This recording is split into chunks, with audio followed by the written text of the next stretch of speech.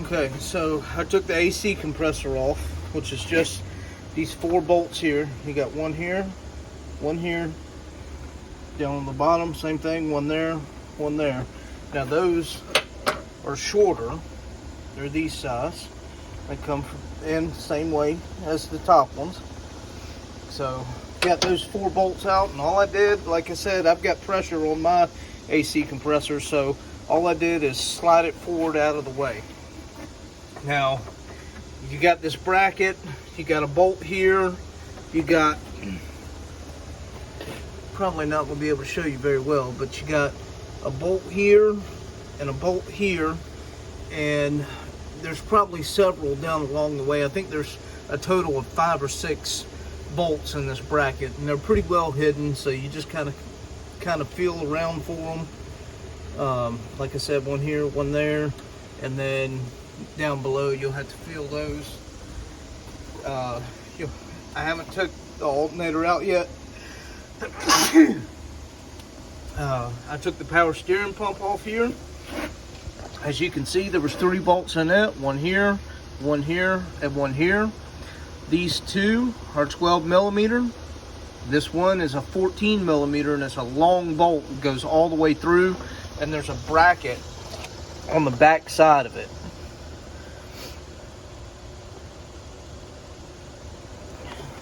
So make sure that you don't let that bracket fall off. And all of these AC bolts were 14 millimeter, and the bracket bolts were 14 millimeter. Now these smaller ones here in the front, these are 12. This is a 12, and then you have 2 10s. One there, which is for your dipstick tube, and one right down there, which just holds that wiring harness in place. Both of those are 10. Of course, these along in here in front are all 12 millimeter, and then of course you have this one here and this one here to take out as well. These are both 12. All right, here's your power steering bracket taken off. This is what it looked like from the front. This is where your power steering pump sat. If you turn it sideways, this is how it was bolted to the block. So you got 1, 2, 3, 4, 12 millimeters. And this one down here, which would be the bottom, is a 14 millimeter. So it sat just like this.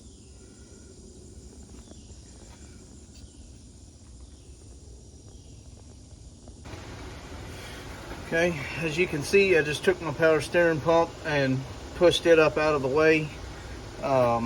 And a quick tip that I like to do myself, you've seen in that bracket that I put all the bolts, you see like here, I put all my bolts back in the bracket, so I know exactly what bolt goes exactly where. Like right here, this come off the alternator, taking this bottom bracket off. Well, I'm not taking this out. I'm taking this cover off, so I'll have to remove this when I take this cover off, but I can slide that back in there. That way I know this bolt goes there.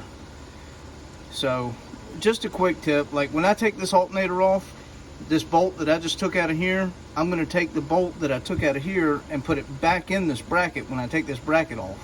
Now yes, later on I'm going to have to take that bolt back out so I can put it in here, but I'll know exactly what bolt goes where by doing that. Alright, this is a big heavy bracket. This is your alternator and AC compressor bracket. This is the way you was looking at it from the front. This side was up against the block. So that was that top bolt that you were looking at that was sticking out. This is the one that goes to your old dipstick tube. That's the one that goes to the wiring harness.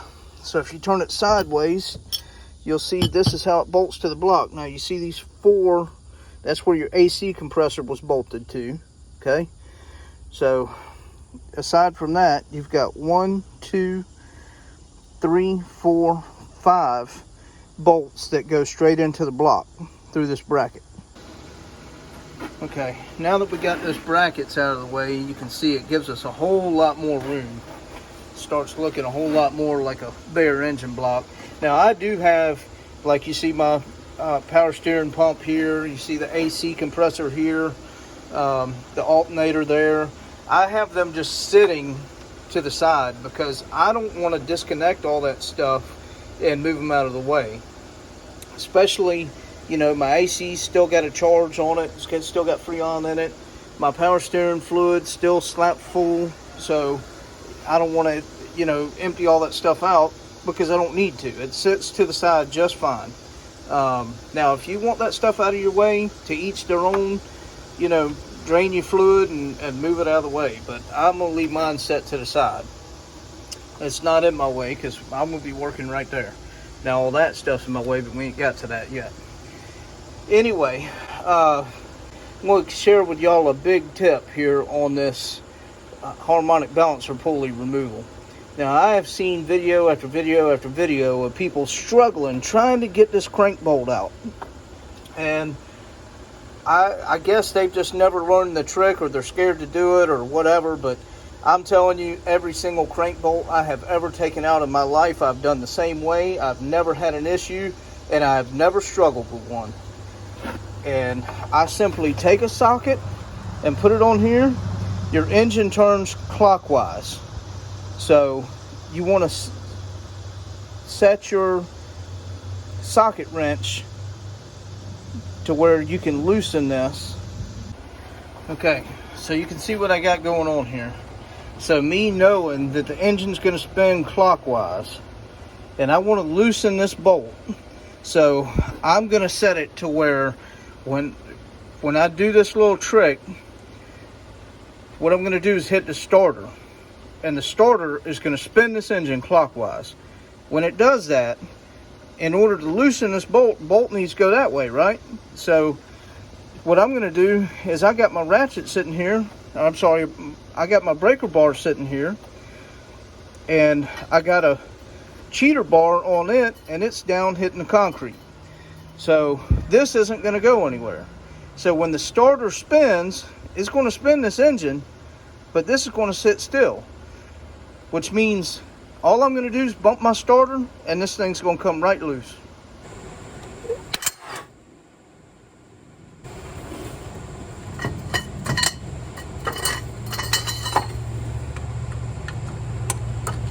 There you have it. Okay, as you can see, I've loosened up that bolt quite a bit, but I didn't take it nowhere near all the way out. So what I'm going to do is I'm going to put my 3-jaw puller, and I'm going to put it right here in the center of that bolt. And I'm going to pull that pulley out as far as I can get it. And then I'll loosen up that bolt some more, all the way to the end this time. And I'll finish pulling the pulley all the way out. Now, if that bolt won't give me enough to get the pulley all the way off the shaft, then I'll put a 3/8 extension in there. Here's my 3-jaw puller set up on the pulley. Okay, and as you can tell, there's not much room right here for a socket wrench. So I've just got a ratcheting wrench here, and I'm just going to tighten this up. It's hard looking through the camera. I'm just going to tighten this up, and as I tighten this up, it's going to pull this pulley away from the engine. Now, one thing to note is using this type of puller on this type of pulley can break this pulley, because in between here and here, these two pulleys is rubber, and it is likely to break this, but you can't get your pulley, your 3-jaw puller back behind this. And the holes, I'll have to show you when I get this pulley out, but the holes that you use the other type of puller with, they're not all that great. I've tried using the other puller with this, and I had no luck. So I'm going to pull it like this, and if I mess up this pulley, no big deal. I'll buy another one. They're $54. I've done quite a few of these Xterras.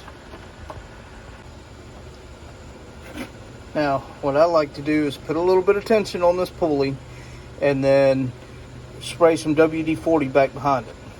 Now, as you can tell, this pulley has already broke right here, and this happens. This is, you know, that happens often. So if you decide that you want to pull the pulley this way, know that it is very likely that it will break. But it's also likely to break the other way, maybe less likely, I don't know. But I've never had any luck pulling it with the other puller, so this is the way I always do it. Alright, you can see how much room I've got back behind it now, and you can tell it's coming out. But I just wanted to note, if you have the time to crack this bolt loose and take this bolt out, or loosen it like I did, and then spray some WD-40 back behind it and spray some WD-40 back where the bolt's in, and wait a day, do that. Because if you do that, it's likely that you won't break your pulley. Also, you could go ahead and put your puller on there and just put a very slight amount of tension on it, pulling it out, and that would do you some good. And then that way, the next day when you come to it, you're less likely to break your pulley. I'm not going to promise you're not going to break it, because this is some chintzy metal. It breaks easy. I didn't have a whole lot of tension on that, but I'm used to it. Out of all the pulleys I've taken off these Xterras, it's probably like a 50-50 ratio of whether it's going to break or not. You just never can tell. Alright, so that's how far I got pulling it off with this bolt. And this bolt wouldn't give me all the space I need to get it out. So what I'm going to do is I'm going to take a 3/8 extension and shove it in there so that I can pull this pulley the rest of the way off. Got a 3-inch extension put in there. And I'm going to put my jaw puller right in the middle of that extension. Here's the other holes I was telling you about that the other puller goes into. Little bitty bolts you thread into that thing. And me personally, I've never had any luck with that type of puller on these Xterras. The pulley is normally on there too tight for them little bitty bolts to work. That's what it looks like with the pulley off. Alright, I always preach to put your bolts back in where they came from so you know which ones went where.